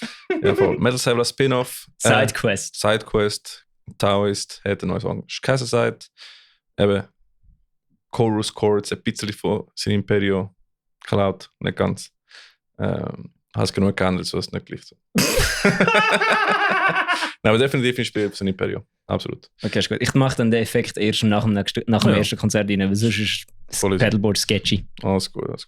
Und du kannst du nächstes Ja, Impaler von Heathen Heretic. Ganz geil. Haben sogar ein Videoclip rausgebracht, den ich noch nicht geschaut habe. Muss ich abchecken. Jawohl. Dann haben wir ein paar Konzerte, wieder mal, zum Auflisten, zum zeigen. Es fängt wieder an. Es fängt wieder an. Es geht wieder los. Und zwar mit Bitterwood von Schottland. Jawohl. Drill und Wolfbite am 21. Januar 2025 im Werk 21 Zürich. Bitterwood sind richtig geil. Schieß mich an, weil ich kann Schule dort. Ja, Bitterwood sind echt geil. Sind hure geil. Ich würde mehr gerne gehen, aber ich kann Unterricht bis am 9 Uhr am Abend. Schieß mich an. Aber sonst, wenn du keinen Unterricht hast, gehst du im Werk 21 Zürich und checkst mal die App. Drill und Wolfbite machen auch sehr gute Shit. So Beatdown-mäßig. Dann am Samstag, 25. Januar, stehst du auf Thrash Metal, Bruder. Dann, oder Brudine, sorry, ich diskriminiere nicht. Dann Ganas Comaniac, 10 Years Return to the Wasteland Konzert mit Battle Creek, Scarlet Anger und Mind Patrol. Mein Gott, sind das Thrash Metal Bandnamen. Ja, schon. Alles. Also alles. Du erkennst, dass alle Thrash machen, das ist sehr cool. Das ist im Flösserplatz Aarau. Wir sind eigentlich ein Medienpartner. Übrigens, wenn Super. du... Zum Glück spielen wir an diesem Tag nicht selber ein Konzert. Mit People Die at the Fair, Decay Remains, Dry and Shattered und Taoist. Voll, aber warte, da komme ich noch. Weil, einfach kurz mal Info für euch, wenn ihr Medienpartner mit uns seid, es ist ganz einfach. Klickst auf unseren Link in Instagram und du kommst auf einen Link, wo unser Logo drin ist, wo die Info drin ist. Du kannst einfach unser Logo in deinen Flyer einfach fetzen. Tag uns bitte in Instagram, dann sehen wir es und wir können es gerade sharen. Und so können wir wirklich mal unsere Plattform ein bisschen brauchen, um ein bisschen Konzerte zu haben. Weil einmal ist es schwierig, wenn einfach Leute uns einfach Konzert-Stories schicken oder so. Machen einen Post, taggen uns, nehmen uns das fucking Logo und wir sharen es dann und können ein bisschen pushen. So können alle mal ein bisschen von dem profitieren. Oder macht gerade einen Collab-Post. Collab-Post ist auch sehr gut, genau. Wenn unser Logo auf dem Flyer drauf ist, machen wir einen Collab-Post. Wir uns akzeptieren und nachher sehen alle. Nachher ist ein ganz scheiß Instagram-Feed voll mit dem Zeug. Mach das nicht. Aber das ist gut, Ja. Nachher, wenn es vorbei ist, dann tun wir es archivieren und das ist gut. Das ist gut. Und jetzt? Voll. Genau. Am gleichen Tag, das Gute ist, wenn Thrash Metal los ist, gut, vielleicht los ist auch HC. Dann ist das Problem. Das ist immer blöd. Alle aber falls du Fans. nur auf Thrash stehst, dann ist gut, du hast Comaniac. Und falls du nur auf HC stehst, dann gehst du in Piccadilly Brook am 25. Januar am Samstag zu der People Die at the Fair Planet Taufe mit Decay Remains, Dry and Shattered und deiner Lieblingsboyband, Taoist. Jawohl. Es ist unser erstes Konzert. Das erste Mal, wo ich live singe mit der Band eigentlich. Also ich bin sehr nervös. Ich lade dich jetzt auch eine Woche lang nicht aus dem Haus, dass du nicht krank wirst. Ich habe extra da so ein Ding. Ich bin Tee am Trinken die ganze Zeit. Du sollst eigentlich auch mit einer Maske rumlaufen, 24/7. Ja, ich habe letzte Woche meine Stimme verloren und ich habe so fucking Panik gehabt. Und ich bin so... Ich habe so einen Anschiss in der Probe, dass ich nicht die hohe Noten treffen. Aber ich glaube, es ist gut bis zum Konzert. Ich glaube, ich habe mich dann erholt. Wenn ich nicht meine Lunge rausblasen beim Kublai Khan-Konzert am Mittwoch. Du hebst deine Fresse an. Du gehst einfach dort an, bist ruhig. Ich sag der Lara. Ja, ich bin ruhig. Ich sag der Lara, dass sie muss schauen, dass du ruhig bist. Ich bin ruhig, bis Endpile kommt. Dann Nein, ich sag der Lara, sie soll einfach in die Nüsse ginken, wenn du das Mund aufmachst. Ja, voll. Das ist gut. Mir geht Mittwoch ist ein Kublai Khan. Donnerstag, Freitag im Probe. Samstag Konzert. Das wird lustig. Ich freue mich mega. Also ich bin sehr gespannt. Wir haben extra noch Zeugs vorbereitet für das erste Konzert. Ich habe sehr coole Werbeplakate. Aha, das. Ich habe jetzt schon gedacht, ich habe Zeugs vorbereitet. Also, ich kann knapp Songs, das muss lange. Also freut euch auf den Merch-Table, weil ich habe einiges sehr coole Werbungsmaterial parat gemacht. Wir haben Shirts von Taoist. Sehr cool. Aber ich bin ein bisschen enttäuscht, dass du nicht unsere Kasse genommen hast, sondern selber noch Kassen organisiert hast. Welche Kasse? Die Gutzli-Schachtel. Ja. Wir tun die kleine Kasse in die Gutzli-Kasse rein. nachher denken alle, es sind einfach Cookies. Ja, aber dann musst du ja nicht, also weißt du, dann könntest du auch direkt die Kasse an, das ist ja gleich. Okay. Nein, aber es wird cool. Wir freuen uns. Erst Konzert mit Taoist. Und ja, es wird interessant. Dann der Rest vom Konzert sind. Gut, vielleicht der ist sicher noch Ja, bis dann sollten wir es schaffen, Alter. Das ist ein Monat. Ja, voll. Das sollten wir nicht bringen, oder? Egal. Sind Imperium und die sind klein. Spielen am 15. Februar in Chur. Ja, voll. Genau. Wo? Keine irgendwo in Chur. Okay. Voll. Auf dem Bahnhofsplatz wahrscheinlich. Voll. Nachher, was der Rest des Konzerts kommt erst in April und so. Einfach mal als kleine Vorgeschmack-Info haben uns die Brudis von Xono geschrieben. Weil sie machen ihre erste Headline-Show, glaube ich, in der Schweiz. In Kulturfabrik Wetzingen mit Sons of Coherence und Disappearing Sky. Er kommt erst am 12. April, also wir erwähnen es nochmal, aber einfach, dass der Donna gehört, wir haben es erwähnt, Bruder. Love you. Du musst nicht deine Horden auf uns schicken. Schick bitte nicht deine fucking Goons, Alter. Schick sie nicht. Oder schick sie. Oder mach ja, was schick Goons, Alter. Send News. Also Xonor ist jetzt praktisch ein fucking Cult geworden. Und ich jetzt fucking Goons. Das ist crazy. Wenn jemand Beef mit Xonor hat, Alter, die Goons machen dich fertig. Also, bist du ready für Musiker-Tinder? Ich kann die Musik nicht da. Ja, du musst ja die Musik anlernen. Okay, weißt du, was ich einfügen kann? Smart gewesen von mir. Und alle fragen sich jetzt, was ich da labere. Down. Voll, genau. Musiker-Tinder. Wir will mal nehmen. Nein. Also ich glaube es nicht mehr. Also ich bin mir zu 90% sicher nicht mehr. Ja. Oh. Ja. Okay. In dem Fall, wir haben also momentan nicht. Vielleicht passiert wieder etwas. In dem Fall, wir haben nicht 2 Musiker-Tinder, wir haben nur 1, weil ich jetzt mal Insider-News bekommen von jemandem. Aber ja, wir haben 1 Musiker-Tinder. Und zwar Homeward sucht Vocalist, weil der Bella das nicht machen will. Es ist nicht so, dass ich es nicht machen will, aber ich habe einfach wirklich schon genug Bands. Ja. Vor allem würde ich es wahrscheinlich auch nicht genug geil. Ja, aber ich habe nicht so geile, verzweifelte Screams. Ich kann nicht so... Du kannst etwas verzweifelt tun. Ja, aber ich kann nicht pitchy Vocals. Ich kann nur so... Das lernst du mit der Zeit. Okay. Nein, also einfach für Backstory, wo ich sehe... Ich will es absolut fühlen. Wo ich sehe, habe das Homewards einen Vocalist gesucht, dann habe ich direkt den Bella geschrieben, so Bruder, neue Band. Warum nicht? Du fühlst ja Homewards mega. Du bist schuld dran. Ja. Du bist schuld dran. Wäre ich nicht bei Taoist, hätte ich mich dort schon lange beworben. Hey, es ist... Das könnte schon sein. Sie haben geschrieben übrigens, einfach mal, weil sie haben geschrieben, sie würden etwa 10 Shows im Jahr spielen. Dann wird man gehen. Fair, 10 Shows im Jahr. 10 Shows im Jahr sind wir sind alle am Arbeiten, Familie und so. Und Mitte 30 oder nein, in den 30er, also das ist gerade gut, Pass ist gerade drin. 10 Konzerte bringst du schon im Jahr kommen. Ja, 10 Konzerte bis zu 10 Konzerte. Die sind nicht das Problem. Die Songs lernst du Live-Shows sind nie das Problem. Die Songs lernst du ja schnell. Du weißt das, aber du weißt, dass Live-Shows... Du kannst die Hause aufnehmen. Du, Brudi, weißt ganz genau. Du hast die Hause zum Aufnehmen. Ganz genau, dass die Live-Shows nur die Spitze vom Eisberg sind. Du kannst die Hause aufnehmen. Also, falls ihr Homewards Boys jemanden nicht findet, schreibt dann Bella. Vielleicht könnt ihr ihn noch überzeugen. Aber nein, eben, also wenn ein cooler HC-Vocalist sein, eine coole Melodie, ein cooler HC-Vocalist bist. Wenn du ein guter Vocalist bist und eine coole so Melo-HC-Band suchst, Homewards sind wirklich super. Ja, bewirb dich, schreib ihn. Oder Homewards Boys, schreib mal an Bella. Vielleicht könnt ihr ihn überzeugen. Das ist schon geil. Also. Nein, du willst das wirklich sehen? Oh ja, du willst wirklich, dass das passiert? Ja, Dings, wo du am Brudi von Valera geschrieben hast, dass du in einer HC-Band spielst, habe ich gefragt so, singst du jetzt? Nein, singst du jetzt wie sagt er das? Ich habe das mal Alex nicht geschrieben, ich habe ihm gesagt, dass der Dave und ich jetzt in einer HC-Band sind, aber er hat gedacht, du machst Vocals. Ich glaube im Fall... Er sagt, hey Digga, spielst du jetzt nicht? Machst du jetzt Vocals? Er fragt mich Vocals machen, ja. Ja. Aber machst du in seinem Akzent? Bruder, ich kann das nicht. Ich kann nicht Schwäbisch. Du hast ganz gut gemacht. Ich weiss noch. Nein, ich kann nicht Schwäbisch schwätzen wie der. Nein, das kann ich nicht. Das Freiburgerische kann ich echt nicht. Weil der ist ganz natürlich für mich gemacht. Aber anyways, ich habe es lustig gefunden. Ich weiss nicht. Er hat automatisch, du hast ja mit Valera ja gesungen. Machst du Vocals in einer Metalband? So, ja, machst du Vocals in einer Metalband. Genau das. Und weil du hast ja mit Valera sehr gut gemacht, von dem du könntest schon machen.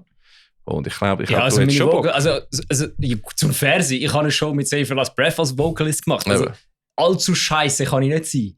Aber innerlich weißt du schon, du willst dich für Homewards bewerben als Vocalist. Ja, ich weiss, ich kann nicht. Probier es mal aus. Junge, ich kann nicht in 5 Bands sein gleichzeitig. Probier es mal aus. Ich kann nicht viel fancy gleichzeitig. Schreib du gescheiter. Du musst keine Gitarre oder Bass lernen. Schreib du ist etwas gescheiter. anderes. Ja, das ist noch viel schlimmer, Alter. Vocals sind noch viel schlimmer zu lernen. Du hast keinen Anhaltspunkt. Ganz ehrlich, nicht ich. Ja, dir nehme ich das Handy weg in der nächsten Probe, Kollege. Ich habe mein Handy schon lange nicht mehr in der Hand. Ja, jetzt hast du es nicht in der Hand, du hast es auf dem Ständer. Nein, weil es gut ist, wenn du HC machst und Lyrics vergisst, kannst du einfach irgendeinen Scheiß schreien und es klingt gut. Ja, das stimmt. Eben. So, okay, Bruder. Nein, Peanuts. Ja. anyways. Voll, das war mal Folge 59 gewesen.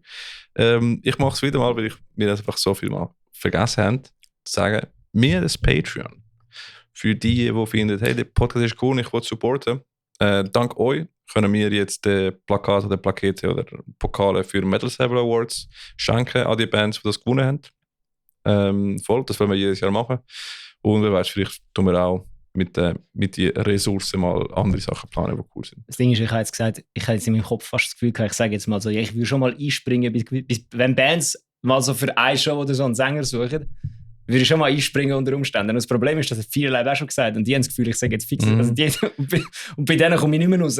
Homewards, was ihr Konzert geplant habt dieses Jahr, fragt an Bella, er könnte aushelfen. Und er hätte mega Freude, weil er fühlt eure Musik mega. Ich fühle es auch. Ich wäre viel zu nervös, ich könnte das gar nicht. Dave, schreib an Bella. Alright. Hör auf! Hör auf Homewards Bully. Habe ich erzählt, ich bin bei Homewards in Probe rumgesehen? Ja, ich weiss. Aber hör jetzt auf Homewards Mobben. Ist auch vor hör jetzt 10 auf Jahren. Homewards Bully ein bisschen mit. Voll. Nein, eben, also wir haben das Patreon, falls du findest, Scheiße, wir machen, das ist cool. Patreon/Metal Saber oder Metal. Ich bin nicht sicher, Mann. Check mal, ich habe einen Link in der Bio, in Instagram oder Spotify. Und deswegen, wir bedanken uns herzlich bei unseren 13 Würstlis, die wir inzwischen haben. Ja, ich nenne euch jetzt Würstlis. Boah! Weil es ist genderneutral, oder? Würstli. Fair. Ist genderneutral. Fair, Würstli ist genderneutral. Weil sonst wäre Wurst. Das Würstli. Wurst. Ja. Wurstgebrüder und Wurst. Die Wurst wäre nicht genderneutral. Die Wurst, ja genau. Würstli ist genderneutral. Wir bedanken uns bei den 13 Würstlis, die wir jetzt. Das ist wirklich funny. Wo wir haben. Tim von Horror Shift. Merci, Brudi. Dave von Save Last Breath. Und Taoist. Merci, dass du dabei bist. Er könnte jetzt sagen, aufhören. Er wird die ganze Zeit erwähnt. Der Luke von The Cade Effect. Ich habe es immer noch als LV drin, ist lustig. Fair Play. Nicola von People That Fair. Leni von Open Organica. Mike von Her Name Was Clear. Der andere Mike von Wrath of Alga. Es fehlt jetzt eigentlich nur noch der Mike von Taoist. Ja, der Erik von Illusionist und Corebound und Ricomat. Michel von The Burning Sky. Dani und Pascal vom Bullet Team. Der Pascal ist der Bullet Bull. Ganz wichtige Position. Der Roman von Fear Lab. Merci, Brudi. Und unser neuester Patreon ist der Jan von Euphilia Sei. Ich bin nicht bestochen worden für Metal Saber Awards. Und Another Approach. Ihr könnt uns nicht für Metal Saber Awards mit Patreons bestechen, aber ihr könnt schon probieren. Also einen könnt ihr anscheinend. Per Patreon bestechen, der andere nicht. Merci für euren Support. Was Jungs ich noch und wollte Mädels. sagen, wenn ihr nicht hinterher schaut, es ist eine neue Platte dazugekommen. Tatsächlich. Von Desert Lily. Danke vielmals für die. Genau. Ist sehr nice. Sonst können wir schnell schauen, als kleiner Rückblick auf 2024, wir haben ein paar Geschenke bekommen.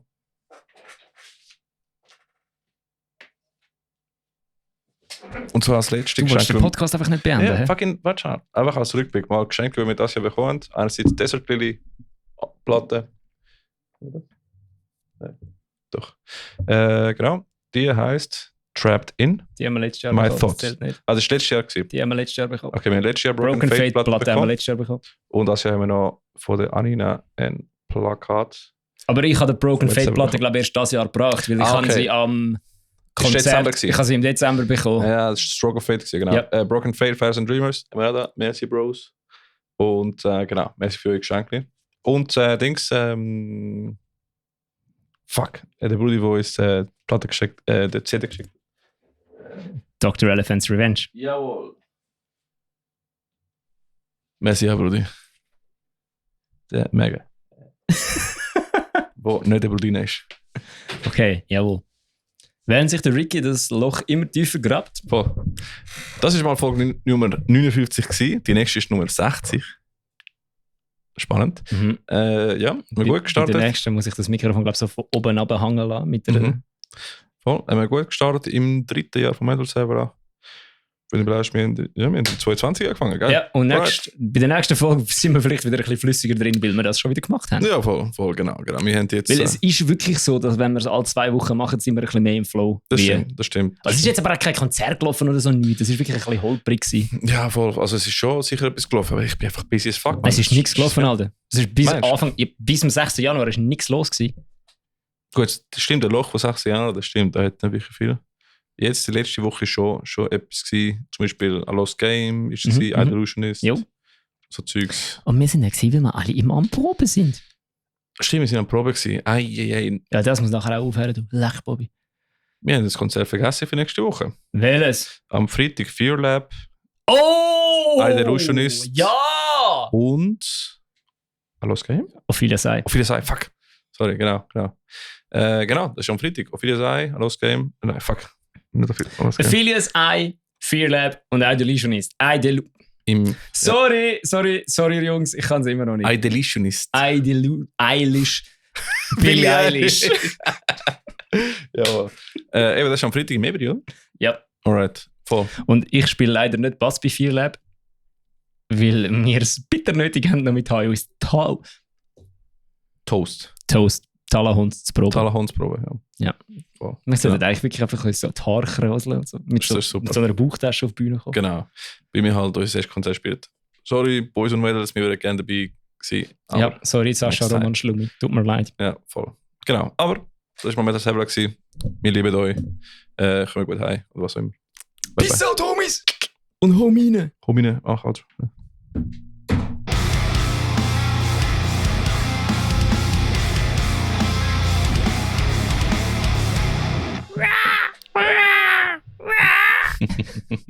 Ich bin ein Vogel. Das ist ein Scheiß.